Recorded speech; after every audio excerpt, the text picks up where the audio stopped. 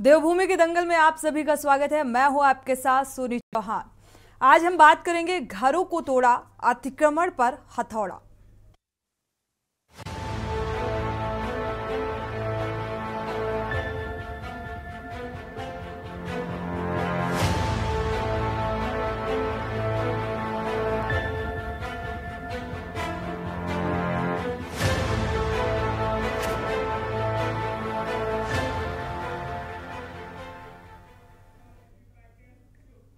देवभूमि उत्तराखंड अतिक्रमण को लेकर सुर्खियों पर है। देवभूमि उत्तराखंड में अतिक्रमण के खिलाफ कार्रवाई थमने का नाम नहीं ले रही है। अभी कुछ दिनों पहले ही हल्द्वानी के बनभूलपुरा के लोगों की मुश्किलें प्रशासन ने बढ़ा रखी थी और अब देहरादून के विकास नगर में रहने वाले लोगों की मुश्किलें बढ़ गई हैं। दरअसल इन दिनों प्रशासन शक्ति नहर के किनारों पर जल विद्युत निगम की जमीनों को खाली कराने का कार्य कर रहा है। जेसीबी की मदद से निगम की जमीनों को खाली कराया जा रहा है। प्रशासन की इस कार्रवाई से 600 से ज्यादा लोग बेघर हो गए हैं। करीब बेसहारा लोग अब सिर छिपाने की जगह तलाश रहे हैं, लेकिन न प्रशासन और न ही शासन से उन्हें कोई मदद मिल पा रही है। अब इस मामले में राजनीति भी शुरू हो गई है। सवाल ये है कि आखिर कौन पहले इन लोगों को बसाता है और फिर उजाड़ता है।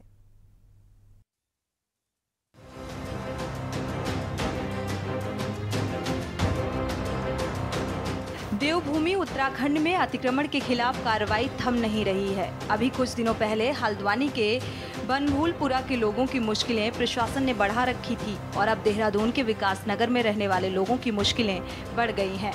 दरअसल इन दिनों प्रशासन शक्ति नहर के किनारों पर जल विद्युत निगम की जमीनों को खाली कराने का कार्य करा रहा है। जेसीबी की मदद से निगम की जमीनों को खाली कराया जा रहा है। प्रशासन की इस कार्रवाई से 600 से ज्यादा लोग बेघर हो गए हैं।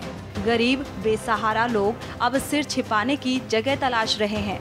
लोगों का रो रो कर बुरा हाल है, लेकिन न प्रशासन और न शासन से उन्हें कोई मदद मिल पा रही है। मकान की वजह तो कुछ समझ में नहीं आया, क्योंकि ये बड़ी दुविधा है। मतलब इस शब्द को समझने के लिए कि बात में हमारे भी समझ में नहीं आ रही है, क्योंकि कुछ इधर कुछ जो अच्छे मतलब नेता वगैरह कुछ हैं यहाँ पर रहने वाले, जिनकी थोड़ी अच्छी पहुँच है, उनके घर तो नहीं टूटे हैं, लेकिन जो बेचारे गरीब रह रहे थे यहाँ पर, मतलब थोड़ा सा किसी तरह अपना जोड़ तोड़ के बनाया था किसी ने, तो बस उनको ही बस टूटे हैं सारे के सारे। ये पीछे भी छूटा हुआ है, उधर पीछे का सारे कोने छोड़े हुए हैं। और ये बस ये कि एक तरीके से ये मैसेज मिल रहा है कि साथ गरीबों को सताया जा रहा है। मेरे हिसाब से तो कहेंगे अंधी सरकार है, बदुआ लगेगी सरकार को हमारी। हमको हमारे आधार कार्ड ले लो, बैंक कार्ड चेक कर लो, हम कहीं है, हमारी जमीन है कहीं, हम बसने लाएंगे तो हमें उजाड़ो, हमको नहीं आ रहे। हमारे तो ये मटेरियल रखने का भी जगह नहीं है, हम कहाँ जाए। हमारी बदुआ लगेगी सरकार को, कभी ना जीते कभी ना है सरकार। रोड पर हमें छावा मिलना चाहिए, जब हमारा तो छावा छीन लिया।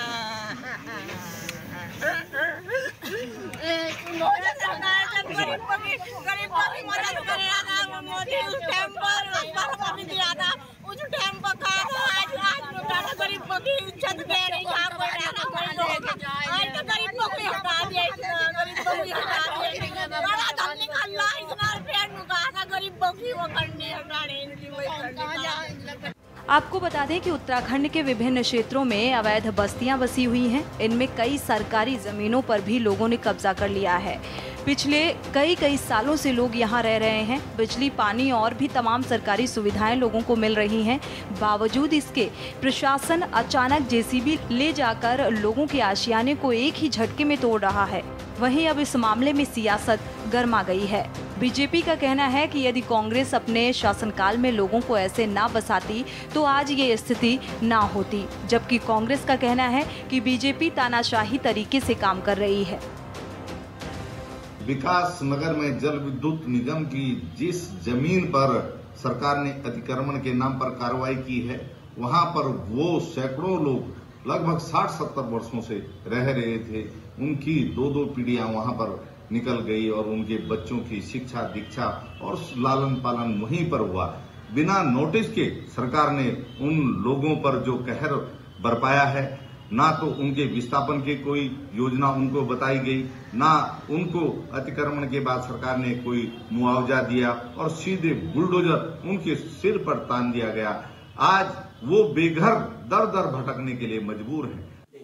देखिए, जहाँ भी अतिक्रमण होता है, अतिक्रमण दूसरे की जमीन पर कहलाता है और हर सरकार का उत्तरदायित्व होता है कि चाहे वो राज्य संपत्ति हो, चाहे किसी की गैर संपत्ति हो, जहाँ तक उसके बारे में एक नीतिगत निर्णय के आधार पर कानून की तरीके से ही अतिक्रमण हटाए जाते हैं।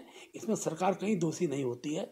ये ठीक है कि कांग्रेस के लोगों को जब वो चीज़ें जिस समय शुरुआती दिनों में वो सब चीज़ें हो रही थी, अगर उस समय पर उन लोगों को रोक दिया जाता तो शायद आज स्थिति निर्माण नहीं होती। ये ठीक है कि सामाजिक नागरिक यहाँ भारत के नागरिक हैं, हमारे उत्तराखंड नागरिक हैं, उनके बारे में प्रधानमंत्री आवास है किसी स्थान पर ठीक प्रकार से उनके रहने की व्यवस्था जो बनाने की बात आएगी तो जो बीपीएल श्रेणी में उनको हम करते ही हैं, उनको भी देंगे। कुल मिलाकर अवैध अतिक्रमण होना कोई नई बात नहीं है, लेकिन सवाल ये है कि आखिर कौन इन लोगों को बसाता है। आखिर ये जल विद्युत निगम, ये रेलवे कहाँ इतने सालों तक सोए रहते हैं जो इन्हें अपनी ही जमीनों पर अवैध अतिक्रमण नहीं दिखाई देता। आखिर क्यों सरकार कोई ऐसी नीति नहीं बनाती जिससे सरकारी जमीनों पर अवैध अतिक्रमण भी ना हो और लोगों को उजाड़ा भी ना जाए। देखना होगा सरकार इस दिशा में क्या कुछ करती है। हम मौजूद हैं डाकपत्र क्षेत्र में, जहाँ यूजेवियन की जो भूमि थे वहाँ से कुछ जो अवैध कब्जे कुछ लाया गया है। जहाँ पहले कभी आशियाने हुआ करते थे, कुछ गरीबों की छोटे मकान हुआ करते, जहाँ पूरा परिवार बसा करता था, आज वहाँ सिर्फ खंडर और ये पत्थरनुमा जो आप देख रहे होंगे, ईंटें यहाँ पे बिखरी पड़ी हैं। कुछ लोग आपको पीछे नज़र भी आ रहे होंगे किस तरह वो अपना कुछ सामान समेट रहे हैं, कुछ ईंटों को यहाँ पर समेट रहे हैं। और अब वही सवाल यही है कि आखिर ये लोग जाएंगे तो जाएंगे कहाँ। इनका सिर्फ वही था मजदूरी करना और खाना और बच्चों के साथ रहना, लेकिन अब इनके आशाने छिन चुके हैं, जमीन दोज हो चुके हैं। ऐसे में सवाल वही कि ये लोग जाएँ तो जाए कहाँ। शबरीत खान, केंद्रीय डाकपत्र।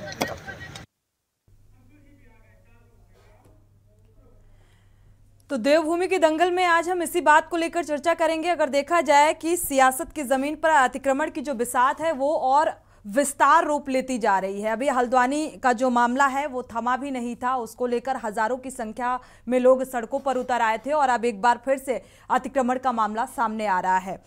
हमारे साथ खास मेहमान जुड़े हुए हैं। अंशुल श्रीकुंज हैं जो कांग्रेस प्रवक्ता हैं, आपका स्वागत है इस चर्चा में शामिल होने के लिए। पुष्पा चौहान हैं आम आदमी पार्टी से, आपका भी स्वागत है इस चर्चा में शामिल होने के लिए। अनुपम खत्री हैं यूकेडी प्रवक्ता, आपका भी स्वागत है इस चर्चा में शामिल होने के लिए। कुलदीप राणा जी हैं वरिष्ठ पत्रकार, आपका भी स्वागत है इस चर्चा में शामिल होने के लिए।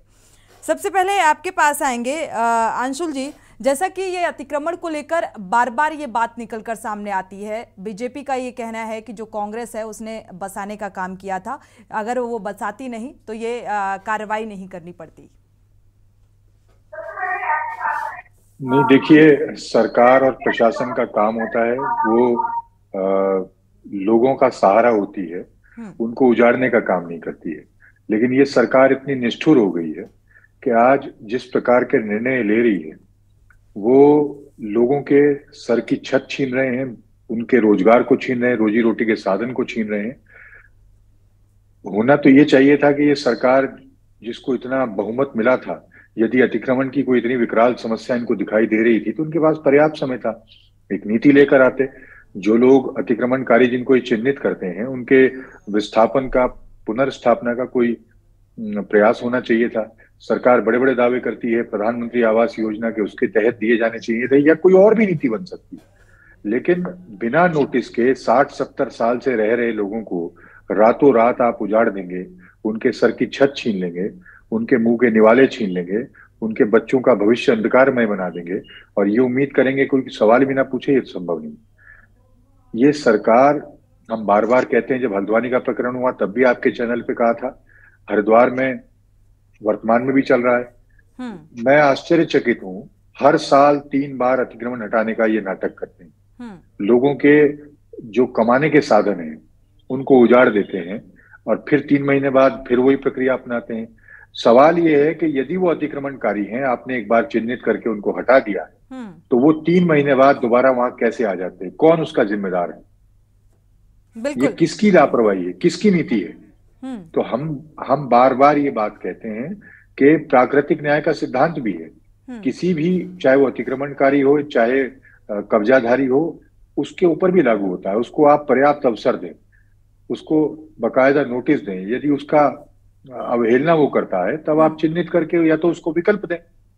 अगर आपकी सरकार अतिक्रमण हटाना चाहती है, वो जमीन किसी और लोकोपकारी उपयोग में इसका लाना जवाब चाहती हमारे है साथ कमलेश गोनियाल जी भी जुड़ चुके हैं, बीजेपी प्रवक्ता हैं। आपका भी स्वागत है इस चर्चा में शामिल होने के लिए।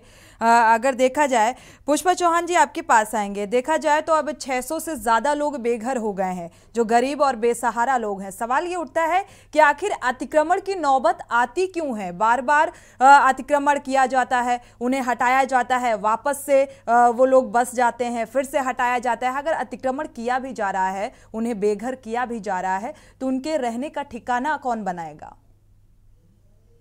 देखिए, जिस तरीके से उत्तराखंड के अंदर ये सब चल रहा है, अभी कुछ महीने पहले हल्द्वानी का प्रकरण आया था, जहां पर लगभग 50,000 से अधिक जो लोग हैं उनको जिस तरीके से नोटिस और वो सुप्रीम कोर्ट गए, जहां से उन्हें स्टे मिला।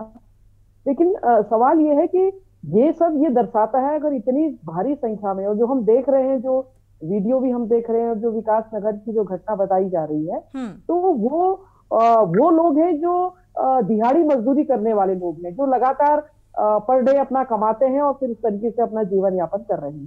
तो एक तो ये केंद्र सरकार हो, उत्तराखंड सरकार हो, उनकी ये पोल खोलता है कि वो किस तरीके से जो कह रहे हैं कि वो 2025 तक, 2030 तक हर एक व्यक्ति को घर मिलेगा।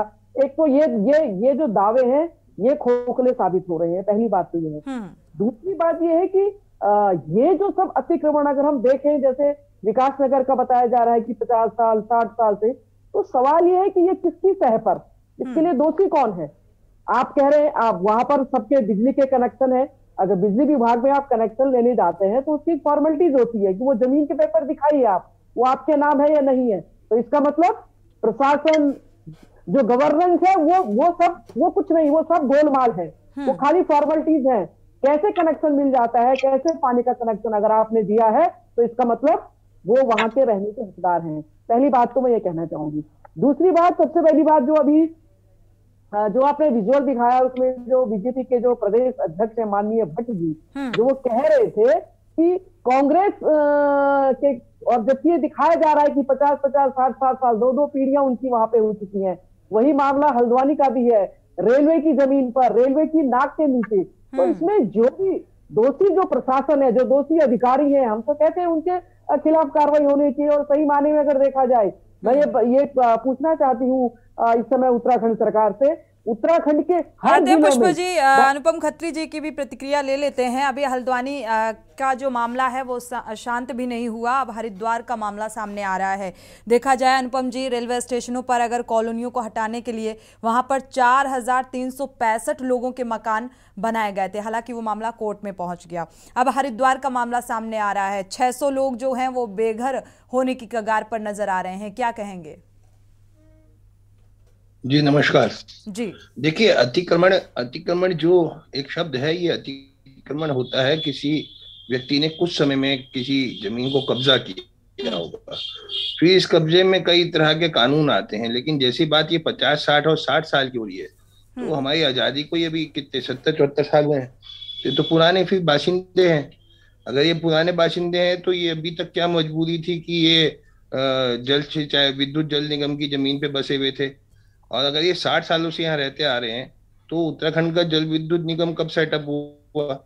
देखिए, हल्द्वानी का केस बिल्कुल अलग है। हल्द्वानी जिस बनबुलपुरा की आप बात कर रहे हैं, मेरा भी बॉटअप जो है नेटिव प्लेस हल्द्वानी है, तो उसको मैं जानता हूँ, बचपन से हमने वो बस्ती देखी है बनबुलपुरा। वहां पे जो रेलवे की जमीन का प्रकरण है, बहुत साल पहले जो रेलवे अधिकारी थे उनके सामने वहां से सारा वो अतिक्रमण खुद स्थानीय लोगों ने हटा लिया था, जितनी जमीन उन्होंने अपनी बताई थी। उसके बाद वो जिस जमीन पे रह रहे थे वो अलग तरह की जमीन है, वो पट्टा और आदि इत्यादि चीजें हैं, जिसको सरकार ने समय पे आने पर वर्ग को भूमिधरी करना चाहिए था, जो नहीं किया। इसीलिए कोर्ट में उनको शरण मिल पाई और इसीलिए कोर्ट में जीत पाए, अभी तक फाइट कर रहे हैं। वो सारा खेल था भारतीय जनता पार्टी का वोट बैंक कन्वर्ट करने का, क्योंकि बनबुलपुरा जो है वो कांग्रेस का गढ़ माना जाता है वोट। बाकी समाजवादी या बसपा को जाती है, भाजपा को वोट नहीं आती है वहां से। तो सारा वोट का मैनिपुलेशन था, वो उन्होंने कर भी लिया। वहां के स्थानीय लोग भाजपा में शामिल हो चुके हैं। मतलब जैसे बड़े-बड़े वोट बैंक के चलते ये सब कुछ किया गया। एग्जैक्टली, जैसे बड़े-बड़े छापे पढ़ते पढ़ते बंदा पार्टी छोड़ के बीजेपी ज्वाइन कर लेता है तो उसके सारे छापे बंद हो जाते हैं, वैसे ही वो खेलता है। लेकिन यहाँ जो हो रहा है ये विकास नगर या आदि इत्यादि जगह, देखिए मैं एक बड़ी स्पष्ट बात कहूंगा जी, अगर अतिक्रमणकारी आ रहा है, वो यहाँ पे आके कोई जमीन पे अपने झोपड़े मकान बना रहा है, तो बिना पॉलिटिकल शय की नहीं होता। पहली बात तो ये जानना जरूरी है कि जो आके बैठे हैं वो कहाँ से आए हैं और कितने साल के हैं। अगर वो 60 साल पुराने हैं तो वाकई सरकार का दायित्व बनता है, किसी भी सरकार का, कि उनको फिर इस तरह ना उजाड़े।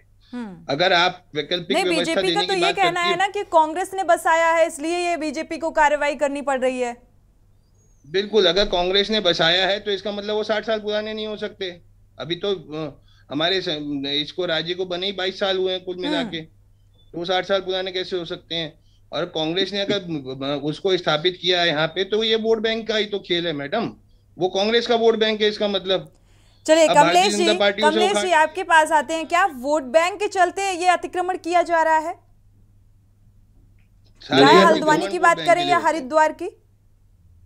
मैं तो एक चीज कहूंगा, अभी मैं आपके इन प्रवक्ताओं, अन्य दलों के प्रवक्ताओं को सुन रहा था, सरकार की जो विकास योजना है कहीं ना कहीं धरातल में उतारने के लिए जो सरकारी जमीन है, और उन सरकारी जमीनों में जब अतिक्रमण की स्थिति आती है, कहीं ना कहीं एक तरफ तो सरकार विकास के कार्य के लिए जमीनों को चिन्हित करती है, उनको ढूंढती है, लेकिन जब ये पाया जाता है कि वहां पे कहीं ना कहीं अतिक्रमण, तो उसमें भी एक उसकी वो भी एक गंभीर विषय है। अभी जैसे हर घर नल, हर जल नल जल, हर घर नल और हर नल जल की जो स्कीम है केंद्र की, उसके अंतर्गत पानी की टंकियां लगाने की एक व्यवस्था थी कि इसके लिए कई जगह ऐसी हैं जहाँ जगह ही नहीं मिली सरकारी, तो उसके बाद जंगलात की जमीन को ट्रांसफर करके उसमें वो जमीन उनका उपयोग किया गया, उस जमीन का, जंगलात की जमीन का उस योजना के अंतर्गत उपयोग किया गया। इसके लिए हमारी धामी सरकार ने अपर मुख्य सचिव गृह राधा रतूड़ी के ने एक प्रत्येक जिले में एक टास्क फोर्स का गठन किया है, और उस टास्क फोर्स के गठन के अंतर्गत उसमें 6 सदस्य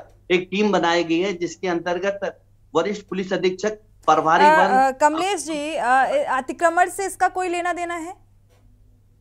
यही बात कर रहा हूँ, वो अतिक्रमणों को चिन्हित करके उनके खिलाफ कार्रवाई, उसकी सूचीबद्ध हुआ था, ये तो कार्य चल ही रहा है जी। अब जहां तक इसमें एक चीज कहने वाली बात है कि वोट बैंक की स्थिति के हिसाब से क्या अतिक्रमण किया जाता है या कौन इसको करवाता है, तो अगर पुराने, अगर हम लोग कुछ चीजें अगर हम लोग निकाल के देखते हैं, तो इनके हिसाब से अगर पिछली सरकारों की अगर हम बात करते हैं, हम ये नहीं कह रहे, क्योंकि अतिक्रमण होना, सरकारी जमीन पे अतिक्रमण होना एक चिंताजनक विषय है, और वहां पे और गंभीरता आ जाती है कि जहां पे अगर कुछ विशेष समुदाय के लोग, जिनका यहाँ पे न कोई लेना है न देना है, जो कभी व्यापार करने आ रहे हैं कुछ टाइम के लिए, और फिर यहीं पे वहीं के वाशिंदे हो जा रहे हैं, किसी सरकारी जमीन में फड़ लगा रहे हैं। सवाल ये उठता है कि आखिर सरकार की नजर तब क्यों नहीं जाती जब ये लोग वहां पर बस रहे होते हैं। बसने के बाद एक लंबे अंतराल के बाद आप अतिक्रमण के लिए नोटिस, उन्हें चिन्हित किया जाना चाहिए, उनको नोटिस दिया जाना चाहिए, उसके बाद अतिक्रमण की कार्रवाई की जानी चाहिए। आपके पास वापस लौटेंगे, इसके बाद कुलदीप राणा जी आपके पास आएंगे, क्योंकि ब्रेक का वक्त हो चला है। ब्रेक से जब वापस लौटेंगे तो आपसे सवाल करेंगे। यहां रुकेंगे एक छोटे से ब्रेक के लिए।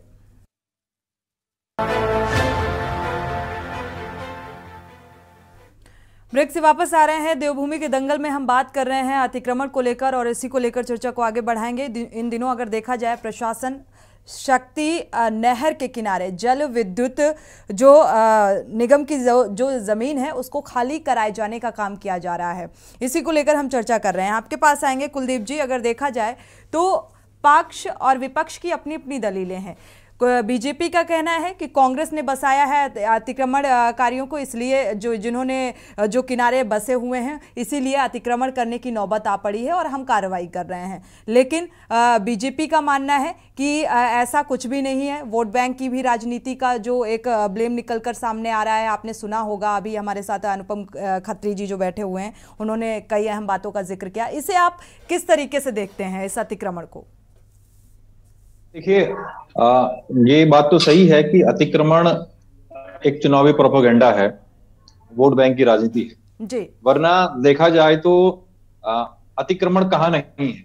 हम सब यहाँ जो प्रवक्ता बैठे हुए हैं, जो अन्य दलों के प्रवक्ता भी बैठे हुए हैं, मैं आप सबसे पूछता हूँ, क्या आपके घर के गेट के बाहर 3-3 फीट अतिक्रमण नहीं है? 4-4 फीट अतिक्रमण नहीं है, 6-6 फीट अतिक्रमण नहीं है, हम सब ने अतिक्रमण किया हुआ है। हम सब अतिक्रमण करते हैं राजकीय जमीन को ऐसा समझ करके कि भाई ये तो हमारा हक है। सड़कें घेरी हुई होती हैं सभी लोगों ने, हो सकता है किसी ने नहीं किया हो यहाँ पे कोई प्रवक्ता, लेकिन मैं एक सामान्य सी बात कह रहा हूं कि राजनीतिक दलों में भी ये चीजें रहती हैं, ठीक है ना, हर जगह ये निकल करके आता है। आश्चर्य तब होता है जब इस तरह के अतिक्रमण पर जब कार्रवाइयां होती हैं तो सवाल खड़े होने लगते हैं।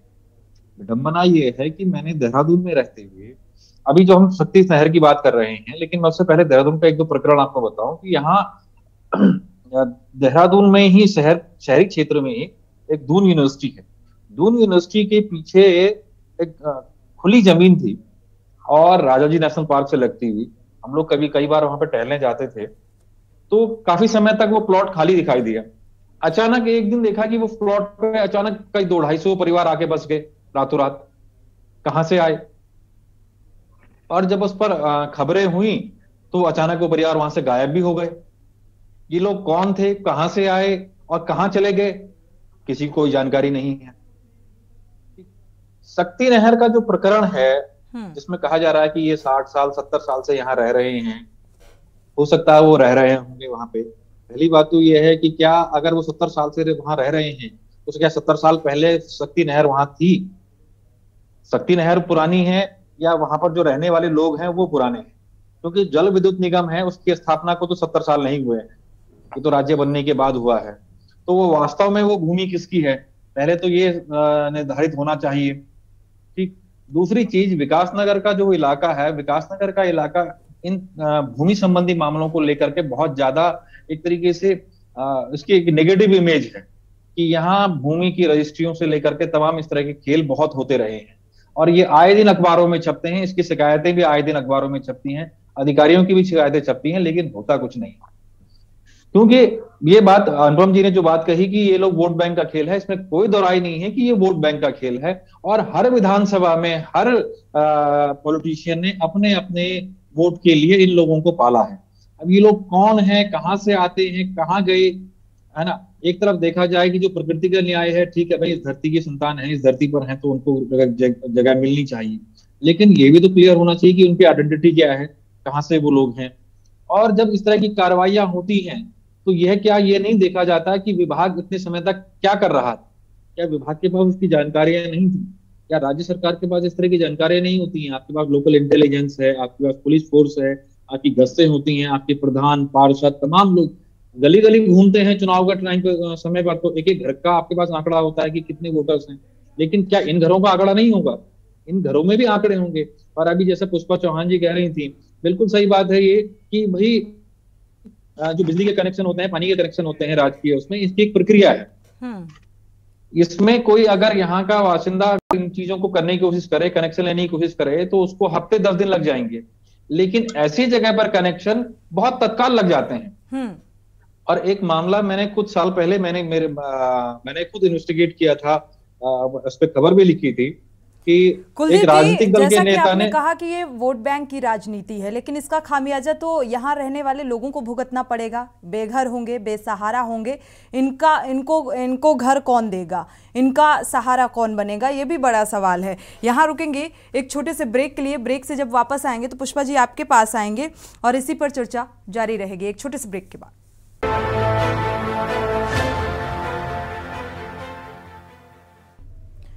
ब्रेक से वापस आ रहे हैं। देवभूमि के दंगल में हम लगातार बात कर रहे हैं अतिक्रमण को लेकर और इसी को लेकर चर्चा को आगे बढ़ाते हैं। अगर देखा जाए, जब हल्द्वानी में अतिक्रमण का जिक्र हुआ था और हजारों की संख्या में जो लोग हैं वो सड़कों पर उतर आए थे, हरिद्वार की स्थिति कुछ ऐसी ही नजर आ रही है। सरकार को कोसते हुए लोग नजर आ रहे हैं क्योंकि सरकार पर भी कई तरीके के गंभीर आरोप लगाए जा रहे हैं क्योंकि उन्हें बेघर किया जा रहा है, तो नाराजगी स्वाभाविक है। पुष्पा जी आपके पास आएंगे। सरकार की जो मंशा है यहाँ पर अतिक्रमण को लेकर समझ में नहीं आ रही है, लोगों को बेसहारा किया जा रहा है, बेघर किया जा रहा है। पहली बात तो ये है कि ये अतिक्रमण क्या सरकार को उसी गरीब तबके में दिखाई देता है जिनके पास अपनी जमीन नहीं है और जिनके पास अपने घर नहीं है, जो स्थायी कच्चे घरों में रह रहे हैं। दूसरी बात मैं ये कहना चाहूंगी कि उत्तराखंड राज्य बनने के बाद लगातार जिस तरीके से भूमाफिया और जिस तरीके से सरकारी जमीनों पर जो अतिक्रमण हुए हैं। एक तो ये अतिक्रमण है जो जिसको प्रशासन सरकार जो बार बार जो हमारा बिल्कुल गरीब तबका है उसको दिखा रही है, और इसी को लेकर लगातार भू कानून की मांग होती रही है। और माननीय मुख्यमंत्री जी ने, धामी जी ने जो है जुलाई 2022 में भू कानून के अध्ययन की समीक्षा के लिए, अध्ययन के लिए जो समिति गठित की थी, उस समिति का क्या हुआ, उसकी रिपोर्ट क्या सार्वजनिक हुई।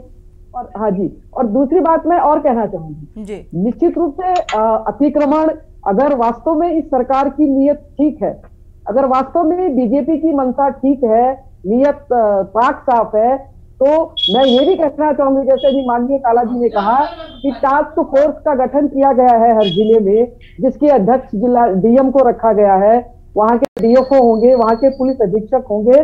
तो मैं ये बताना चाहूंगी कि हर जिले में जिला पंचायत हो गया, नगर पालिका की कई परिसंपत्तियां, अच्छे खासे जो वहां के रसूखदार हैं, जो अच्छे खासे पैसे वाले लोग हैं, उन्होंने अभी उसमें कब्जा किया हुआ है। तो क्या ये धामी सरकार वास्तव में जो टास्क फोर्स गठित हुई है, हम ये भी पूछना चाहेंगे क्या वास्तव में, और वो तो देखा जाएगा अभी टास्क फोर्स जिस तरीके से काम करेगी, क्या उन सरकारी जो परिसंपत्तियां हैं, जो भवन है, जो जमीन है, क्या उनके कब्जे भी हटवाए जाएंगे?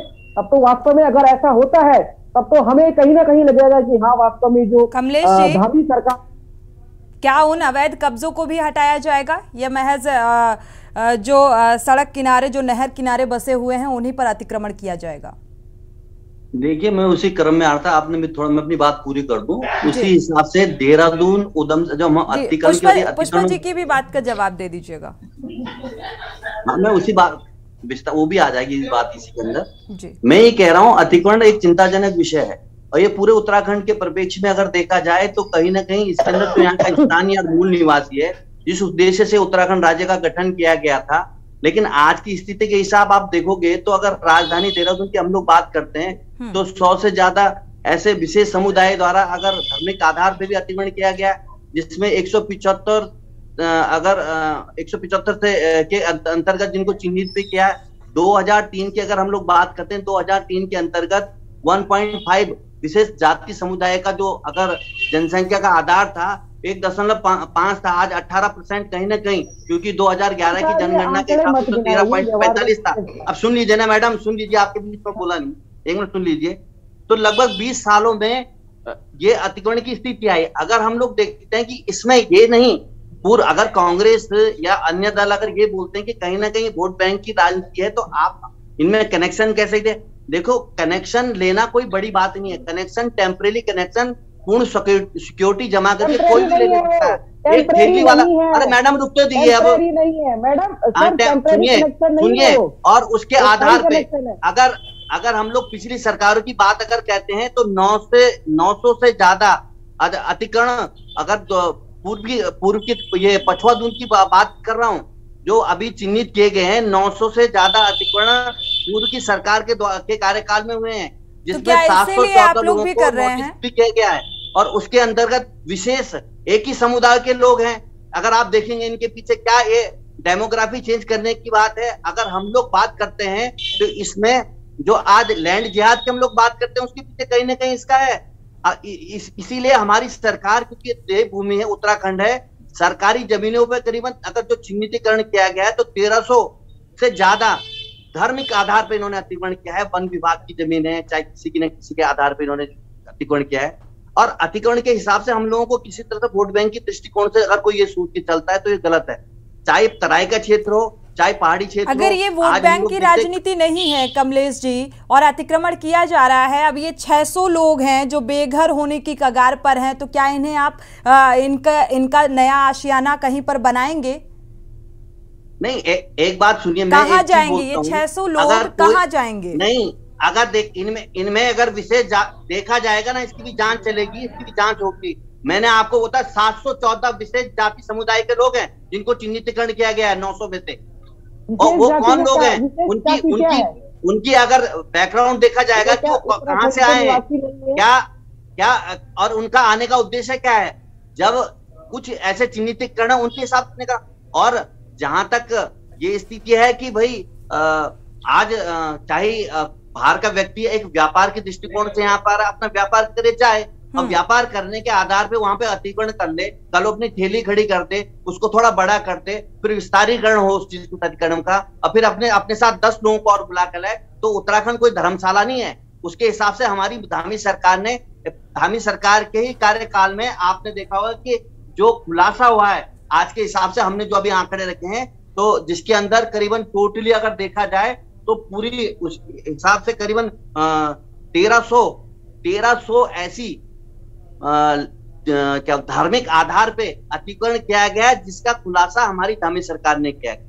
और जो टास्क फोर्स बनाई गई है वो इसीलिए बनाई गई है ताकि प्रत्येक जिले भर मॉनिटरिंग होकर के उन लोगों को चिन्हित किया जाएगा, उनकी आइडेंटिटी देखी जाएगी, वो कहां से आए, और उनके खिलाफ कार्रवाई की जाएगी। तो ये तो स्वतः एक सरकार का कार्य करने की प्रक्रिया है। अब जैसा कि आप कमलेश जी को सुन पा रहे हैं, इन्होंने साफ तौर पर कहा कि चिन्हीकरण किया गया है, उस आधार पर अब ये कार्रवाई की जा रही है। लेकिन 600 से ज्यादा लोगों पर अब जिस तरीके से शिकंजा कसता जा रहा है, बेघर होने की कगार पर हैं, उनको नया आशियाना कैसे मिलेगा, वो कहाँ जाएंगे, कहाँ रहेंगे?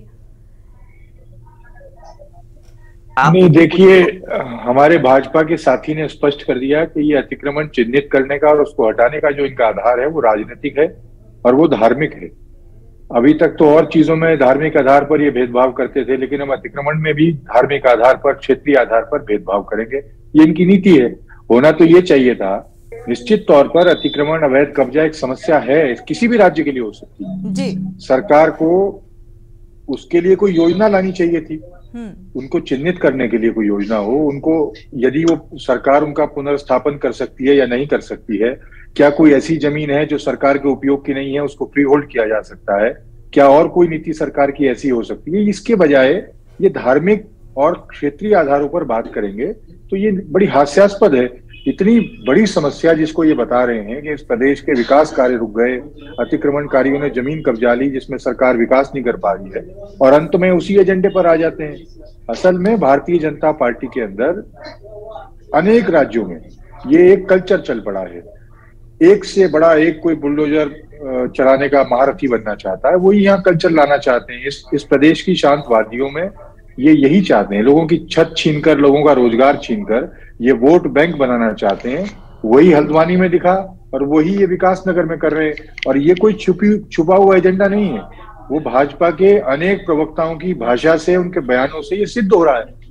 तो इसमें तो अब कोई बात ही नहीं रह गई कि ये अतिक्रमण नहीं, ये केवल वोट बैंक बनाने के लिए अतिक्रमण को चिन्हित कर रहे हैं और उसको धार्मिक आधार पर बांट रहे हैं। अनुपम खत्री जी, ये जो आधार निर्धारित किया जा रहा है, उस आधार पर चिन्हित किया जा रहा है, इसको लेकर आप क्या कहेंगे? देखिए मैडम, सबसे पहले तो मैं सहानुभूति करूंगा उन लोगों के साथ जिनके साथ ऐसा हो रहा है, क्योंकि आप भी मुझे इसमें काफी चिंतित लग रही हैं। लेकिन यहाँ असली मुद्दा, असली सवाल तो आ ही नहीं रहा। असली सवाल है कि ये सारे 600 लोग आए कहाँ से, जिन्होंने आके अचानक से मकान बना लिए। आज भारतीय जनता पार्टी सत्ता में है, वो ये काम कर रही है, लेकिन मैं आदरणीय भारतीय जनता पार्टी के प्रवक्ता महोदय से और आपके चैनल के माध्यम से भी महेंद्र भट्ट जी से एक बात कहना चाहूंगा। अगर वो अपने बयान पे टिके हैं तो वो मेरे साथ चले हाथी भड़खला के जंगल के अंदर, और मुझे वहां जाके बताएं जो आज लोग वहां पे बैठे आसाम के अपने आधार कार्ड दिखा रहे हैं, वो 1 साल पहले आए हैं, वो 16 साल का अपने आप को कैसे बता रहे हैं। और ऐसे कितने जंगल दिखाऊंगा मैं, यहाँ पे भी निरंजनपुर के आगे भी ऐसा ही इलाका दिखाऊंगा, और वहां जाके मुझे इस बात का स्पष्टीकरण दें और ये बताएं कि कौन से विधायक की छत्र छाया में वो वहां पल रहे हैं। नहीं तो मैं उन्हें नाम खोल के बताऊंगा कौन से विधायक की छत्र छाया और कौन सा पार्षद उन्हें पाल रहा है। ये सारा का सारा खेल राष्ट्रीय दल के सारे विधायक अपने चेले चपाटों के थ्रू हर जगह करवाते हैं।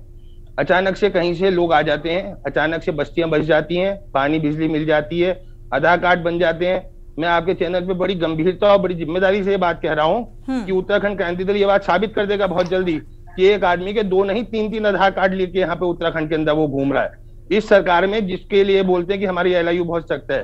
और ये बात बिल्कुल सही है। इस मामले में तो मैं कांग्रेस की बात के समर्थन में जाऊंगा कि धर्म की ही राजनीति हो रही है, राजनीति ही धर्म के आधार पे हो रही है सारी, और ये वोट बैंक को कन्वर्ट करने के नए नए तरीके निकाले जा रहे हैं। अपने लोग तो इनके भाजपा वाले बस्तियां बसा ही रहे हैं, लेकिन जो पुराने वालों ने बसा रखी है कांग्रेस वालों ने, उसके भी मैनिपुलेशन कर रहे हैं। कुल मिला के इस वाले पूरे हमाम में दोनों साझी हैं, अलग कोई नहीं है इनमें से। उत्तराखंड क्रांति दल लगातार इस पर नजर बनाए हुए है अपनी। कल रात भी हमारी अध्यक्ष जी से इसी विषय चर्चा चल रही थी कि कई अनजान लोग अनजान जगहों से और शायद हमारी भारत की सीमा के बाहर से भी हमारे भारत की सीमा के बाहर से भी यहाँ के आके बसे हुए हैं, जिनकी आइडेंटिफिकेशन बिल्कुल नहीं है।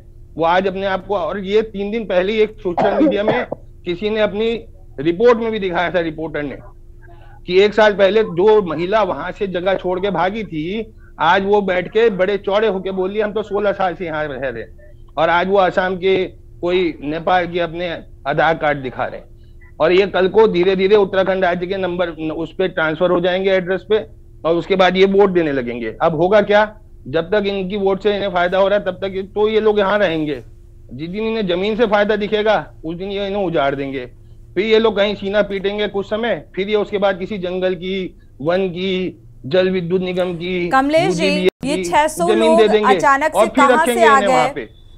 पहले ही जो लोग आते हैं उनको आइडेंटिफाई पहले ही क्यों नहीं किया जाता? क्योंकि राजनीतिक संरक्षण होता है। अरे मैडम मैं यही चीज तो आपको, इतने पैनलिस्ट हैं, मेरे यूकेटी के प्रवक्ता अनूप खत्री जी अभी एक बात बोल रहे थे कि साहब ये वोट बैंक की राजनीति है। मैं तो एक चीज बोल रहा हूँ, अगर ये वोट बैंक की राजनीति है तो हटाने वाली कौन? भाजपा सरकार। बसाने वाले कौन? ये देखना पड़ेगा ना। हटा करके अभी इसी रिसेंट आपके 6 साल के कार्यकाल में मैं आपको 10 बस्तियां दिखाने लेके चलता हूँ प्रवक्ता महोदय, और भाजपा के कार्यकाल में बसे हैं वो सारे लोग, और ये मैं आपको साबित करूंगा वहीं। अरे सुन लीजिए ना, मैं एक बार सुन लीजिए प्लीज। मैं ये कहना चाह रहा हूँ, मैं ये कहना चाह रहा हूँ, मैं कह रहा हूँ दोनों शामिल हैं। हम लोग हटाने की प्रक्रिया में है ना, तो हमको क्या लाभ है इस वोट बैंक? वोट बैंक की इनको चिंता है, क्योंकि इनके कार्यकाल में या इन लोगों के जिसके संरक्षण में वो बसाए गए होंगे उनको टेंशन जमीन से हो रहा होगा ना, करके बाहर निकाला जा रहा है। आपका लाभ जमीन से हो रहा होगा। दूसरी बात आप अपनी बात पे, आपकी बात का जवाब मैंने आपको कहा। मैं एक चीज बोल रहा हूँ, मैं तो स्पष्ट बोलने वाला व्यक्ति हूँ। आप एक चीज बताइए, जिन लोगों को नोटिस हुआ उसको कहीं ना कहीं एक समुदाय के लोगों, इसमें 714 लोग ऐसे चिन्हितीकरण करके हुए हैं। अब आप बोलेंगे साहब आप तो धर्म के आधार पे कर रहे हो। हम धर्म की बात नहीं कर रहे, हम तो ये बोल रहे हैं देवभूमि में, उत्तराखंड में अगर कहीं ना कहीं 1.5 2003 में अगर कोई विशेष जाति समुदाय की अगर संख्या 1.5% थी, और आज के जनगणना 2011 के हिसाब से 13.93% होगी, और आज लगभग करीबन 18% होगी। तो आप ये लगाइए चिंताजनक विषय है। इसके पीछे क्या चीज है इसकी भी जानकारी। एक छोटा सा आंकड़ा सर, एक छोटा सा आंकड़ा और बता दीजिए सर, एक आंकड़ा और। कहीं ना कहीं आज कांग्रेस के पेट में जो पीड़ा हो रही है उसके पीछा देखा जाए तो करीबन 1300 लोगों को, 900 लोग तो मैंने चिन्हितीकरण जो पछुआ तुमने बताए, 900 लोग ऐसे चिन्हितीकरण है, और 600 पूरे उत्तराखंड नगर, उधम सिंह नगर, हल्द्वानी, अल्मोड़ा, नैनीताल के अगर तराई वाले हरिद्वार की अगर बात करते हैं, देहरादून की वर्तमान, तो 600 ऐसे बस्तियां बसी हुई हैं जो चिन्हितीकरण की सूची में, अतिक्रमण की सूची में आई हैं। उसके अलावा तो लंबे समय से बनी चली आ रही है। हाँ वो, अरे मैं यही तो कह रहा हूँ, धानी सरकार ने उनको फाइंड आउट किया, उनके खिलाफ कार्रवाई कर रही है। इसके लिए तो आपको तारीफ करनी चाहिए सरकार की। तो सर जो अभी एक ही साल में बसी है बस्ती, उसको हटाने की क्या व्यवस्था करेगी? शक्ति नहर के किनारों पर जो जल विद्युत निगम की जमीनों को खाली कराया जा रहा है, खाली कराने का कार्य किया जा रहा है, उसके पीछे की क्या मंशा है वो भी जरा साफ कर दीजिएगा कमलेश जी। बिल्कुल, मैंने शुरू में बताया था, जहां विकास कार्य की अगर सरकार की कोई योजना है आम जनमानस के लिए, और कहीं ना कहीं सरकारी जमीन की जरूरत पड़ती है ताकि वो उस सम लोगों, सभी लोगों को उसका लाभ मिल सके। सरकारी जमीन इसीलिए की जाती है, और उसमें विशेष करके कोई आकर के बैठ जाए और अन्य लोगों का, समाज के अन्य लोगों का हित में अतिक्रमण करे, तो कहीं ना कहीं चिंताजनक अच्छी बात है कमलेश जी। अगर उस जमीन की जरूरत है सरकार को शासन स्तर पर, तो अतिक्रमण कराया जा रहा है, लेकिन जो बेघर हो रहे हैं तो उनका नया आशियाना भी तो बनाना चाहिए। अरे मैडम मैं एक चीज बोलूंगा, अगर कल के दिन का सपोज करो मेरे घर में कोई आए, भाई साहब 2 मिनट में आपके यहाँ चाय पीऊंगा या रहूंगा या थोड़ा अपनी कुछ व्यवस्थाएं बेचूंगा, और उसके बाद मेरे घर में बैठ जाए, तो वो उसके खिलाफ कहीं ना कहीं एक एक्शन तो होगा। अब उसको तो वहां जाना पड़ेगा जो उसका घर है, ये तो फाइंड आउट होगा पहले। उसमें कुछ लोग ऐसे होंगे जो 60 साल 70 साल अगर पुराने होंगे, तो उनको भी चिन्हित किया जाएगा, और उनके लिए भी सरकार की जो अगर कुछ ऐसा लगेगा 60 साल 70 साल पुराने कैसे हो सकते हैं कुलदीप जी? कमलेश जी की बात अत्याचार नहीं होगा। आप सुन पा रहे होंगे, कैसे चिन्हित किया जाएगा? देखिए, एक बड़ा सवाल, एक सवाल के माध्यम से मैं अपनी बात रखूंगा जी, कि अगर किसी का किराए के मकान में कोई किराएदार अगर 15 साल या 20 साल अगर उसमें रहता है, तो क्या उसका मालिकाना हक किराएदार का हो जाता है? ये बात समझने वाली बात है। दूसरी चीज ये है कि अतिक्रमण ने पहले भी कहा कि अतिक्रमण तो अतिक्रमण है, ठीक। भूमि किसकी है, सरकार की है या व्यक्ति की है? यहाँ 1 फीट की जमीन को लेकर के झगड़े फसाद हो जाते हैं, और सरकार की इतनी बड़ी भूमि पर अगर कोई कब्जा बना के बैठा हुआ है वर्षों तक है। अगर यहाँ पर तो कमलेश जी से सवाल है कि अगर विकास योजना अभी नहीं आती तो क्या ये अतिक्रमण भी मेरे ख्याल से तो नजर नहीं आता, फिर जो अतिक्रमण अभी नजर आ रहा है। और अभी जैसे अनुपम खत्री जी ने भी कहा कि यहाँ कई जंगलों में 1-1 साल से असम के लोग रह रहे हैं। भाई, रिस्पना नदी के किनारे जो बसे हुए लोग हैं वो कौन है? बिंदाल नदी के किनारे जो बसे हुए लोग हैं वो कौन है? सहसपुर में जो लोग बसे हुए हैं वो कौन है? मैं देहरादून से बाहर नहीं जा रहा हूँ, लेकिन डोईवाला में नदी किनारे जो बसे हुए लोग हैं वो कौन है? रायपुर में जो नदियों के किनारे जो बसे हुए लोग हैं ये कौन है? और अभी चुनाव के समय जब ये राज्य चुनाव आयोग ने तो यहाँ का डेटा दिया था, उसमें भी स्पष्ट लिखा हुआ है कि भाई कुछ विधानसभाओं में जो मतदाताओं का प्रतिशत है वो बहुत, मतलब वो एक बड़े उससे ग्राफ से बड़ा है, बड़े प्रतिशत के साथ बड़ा है। तो सरकारें चाहे भाजपा की रही हूँ या कांग्रेस की रही हूँ, ये दोनों सरकारें कटघरे में हैं, क्योंकि चिन्हीकरण सरकारों की जिम्मेदारी होती है, और इन दोनों सरकारों ने यह कार्य कभी भी ईमानदारी के साथ नहीं निभाया। इसका बड़ा कारण यही था कि दोनों को अपने अपने वोट बैंक दिखाई दे रहे थे, और दोनों ने एक दूसरे, अतिक्रमण की जब कार्रवाई होती है एक दूसरे के वोट बैंक पर ही होती है, एक दूसरे के वोट बैंक को छिन्न-भिन्न करने के लिए ही होती है। राज्य की स्थिति क्या है उसको देख करके तो नहीं होती। अभी जैसा पुष्पा जी ने कहा था, बिल्कुल बात सही है, मैं उनकी बात से सहमत हूँ कि यहाँ देहरादून में कई बड़े होटल, राजपुर क्षेत्र में एक बहुत बड़ा होटल खुला है, उसने नियम विरुद्ध है, दूसरा उसने वन भूमि का कब्जा किया हुआ है। ऐसे बहुत सारे अवैध कब्जे हैं कुलदीप जी, जिन पर ना तो अतिक्रमण किया जाता है, ना उन्हें गिराया जाता है, कुछ भी नहीं किया जाता है, लेकिन अतिक्रमण वहां पर किया जाता है जो बेघर हैं। एक आशियाना उनका बना हुआ है, नहर किनारे, सड़क किनारे, वहां पर अतिक्रमण किया जाता है। यहाँ रुकेंगे एक छोटे से ब्रेक के लिए, लौटेंगे जल्द।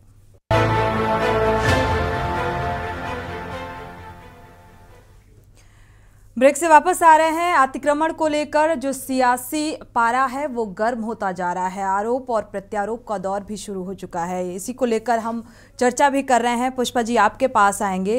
अगर ठीक है, ये बात बार बार निकलकर सामने आ रही है कि चिन्हित किया जाएगा, उन्हें हटाया जाएगा, क्योंकि वो विकास की नज़र से उसे देखा जा रहा है, उपयोग है। अगर विकास का रास्ता निकाला जा रहा है तो जो 600 लोग बेघर हो रहे हैं तो उन्हें भी तो मदद मिलनी चाहिए, चाहे वो प्रशासनिक स्तर पर हो या शासन के स्तर पर हो। बिल्कुल, निश्चित रूप से हम भी इस बात के पक्षधर हैं कि अतिक्रमण जो है, जो सरकारी भूमियों पे है, परिसंपत्तियों पे है, वो हटना चाहिए। लेकिन मैं माननीय बीजेपी प्रवक्ता माननीय काला जी ने जिस तरह से बातों को रखा जी, उन्होंने बार बार ये शब्द इस्तेमाल किया। उन्होंने ये भी कहा कि अगर हम इस तरह का अतिक्रमण हटा रहे हैं तो हमें क्या फायदा हो रहा है। कहना चाहती हूँ कि आपने जो कहा बार बार कि एक विशेष जाति के द्वारा जिस तरीके से लैंड जिहाद शब्द का आपने इस्तेमाल किया, तो बिल्कुल हाँ, निश्चित रूप से जो है उत्तराखंड ही नहीं पूरे देश के अंदर जिस तरीके से बीजेपी जो है राष्ट्रवाद, धर्म की नाम की जो राजनीति करना चाह रही है, और वो चंद कुछ लोगों को, मेरी बात पूरी होने दीजिए काला जी, आप बोल रहे जी। पुष्पा जी,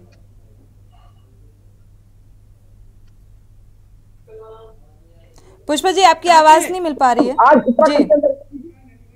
हेलो जी जी, सुन पा रहे हैं, बोलिए।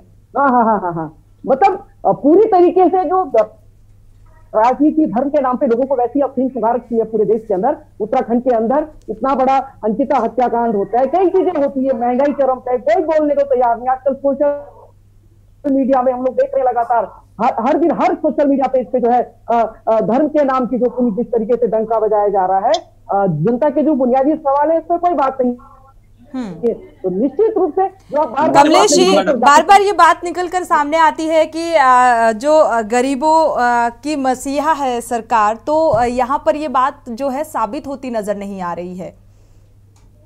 देखिए मैं तो जो मैंने कहा था कि जो आपने जो बात कही, आपने जो एक बात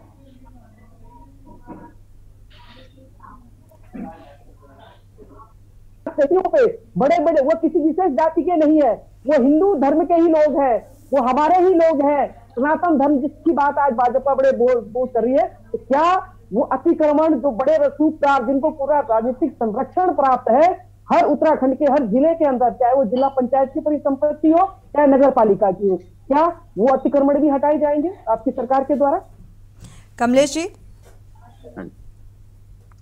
देखिए मैं तो एक चीज बोलूंगा, जब कोई कार्रवाई होती है, कोई नियम संगत कोई कार्रवाई, तो सबके ऊपर उसमें ये नहीं देखा जाता है कौन गरीब है कौन अमीर है। हाँ, एक सहानुभूति की जरूर बात होती है। मैंने पूर्व में भी अपने वक्तव्य में आपको बताया था, अगर कोई ऐसे व्यक्ति है जिसका जो पूल से वहां पे स्थायी रूप से रहता है, कोई उस पर पट्टा है, कोई अभिलेख तो होगा उसके पास कि साहब इतने टाइम से मैं यहाँ रहा हूं। अच्छी बात है कमलेश जी, कोई भेदभाव नहीं होता कानूनी प्रक्रिया में। अगर देखा जाए चाहे वो गरीब हो चाहे अमीर हो, सभी के लिए बराबर होती है जो भी कानूनी प्रक्रिया होती है। लेकिन यहाँ पर अगर कोई बस रहा है, कहीं पर रहने जा रहा है, तो वहां पर पहले ही अगर उस पर रोक लगा दी जाए कि वहां पर ना रहे। अगर सालों से कोई वहां पर रह रहा है फिर उसे बेघर किया जाता है, तो वहां पर सोचने की जरूरत है।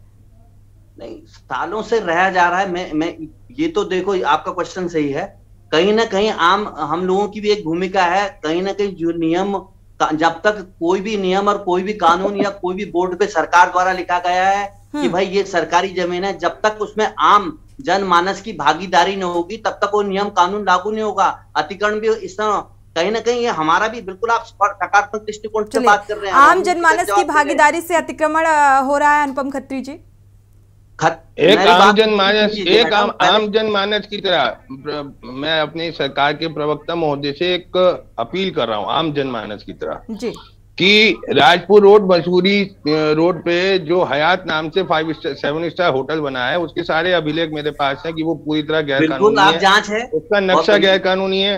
मैंने डीएम को भी लिखित दी है, मैंने वीसी को भी लिखित दी है, मैंने एमडीडीए का इस पे घेराव भी किया है, मीडिया ने इसे दिखाया भी है। चलिए कमलेश जी, 2 शब्दों में बताइएगा, क्या इस पर भी कार्रवाई होगी? और साथ ही जो 600 लोग बेघर होने जा रहे हैं, क्या उनको कोई नया आशियाना मिलेगा, मदद मिलेगी? बड़ी भूमिका निभाई है, कोई है वो खुद मुख्यमंत्री के रिश्तेदार है। 2 शब्दों बताइए कार्रवाई कैसे होगी? बिल्कुल कार्रवाई होनी चाहिए, चाहे किसी का भी रिश्तेदार होगा। बिल्कुल, मैं तो उसका पक्षधर हूं। आपके पास आ रहा हूँ। हाँ बिल्कुल, लेकिन समय फिलहाल इतनी ही इजाजत देता है, चर्चा को आगे नहीं बढ़ा सकते। आप सभी मेहमानों का इस चर्चा में शामिल होने के लिए बहुत बहुत शुक्रिया। कुल मिलाकर अतिक्रमण को लेकर जो घमासान मचा हुआ है, पहले हल्द्वानी में देखने को मिला और एक नाराजगी भी लोगों में देखने को मिल रही है। सरकार को कोसते हुए नजर आ रहे हैं। अब देखना यह होगा कि शासन स्तर पर और प्रशासन स्तर पर कितनी मदद इनको मिल पाती है। इसी के साथ देवभूमि के दंगल में फिलहाल बस इतना ही। आगे खबरों के लिए आप देखते रहिए के न्यूज़ इंडिया।